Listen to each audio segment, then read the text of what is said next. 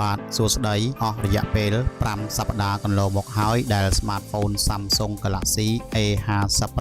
បានក្រុងណែងជើងឯកលេខ1ឥឡូវនេះវាបានវិលត្រឡប់មកវិញម្ដងទៀតដោយដណ្ដើមបានចំណាត់ថ្នាក់លេខ1ពីជើងឯកសប្តាហ៍មុនរបស់ Redmi Turbo 4 Pro ជាប់ចំណាត់ថ្នាក់លេខ2ក្នុងសប្តាហ៍នេះនិងបញ្ចប់ទៅលេខ3ជាមួយ Smartphone Galaxy S25 Ultra ក្រុមហ៊ុនប្រទេសកូរ៉េដែលទទួលបានចំណាត់ថ្នាក់ល្អជាច្រើនសប្តាហ៍កន្លងមកហើយនេះដែរបន្ទាប់មកយើងក៏មាន Smartphone ស៊េរីថ្មីដែលនឹងមកដល់នាពេលខាងមុខគឺ Sony Xperia One 7 5G ជាប់ចំណាត់ថ្នាក់លេខ4ចំណែកឯ Smartphone Xiaomi Poco X7 Pro ក្នុងសប្តាហ៍នេះវិញបានរំកិលខ្លួនឡើងមកចំណាត់ថ្នាក់ទី5នាំមុខ Smartphone OnePlus 13T និង Smartphone Nothing CMS Phone 2 Pro ចំណាត់ថ្នាក់លេខ6និងលេខ7ដោយមិនមានការប្រែប្រួល Smartphone Apple iPhone បន្ត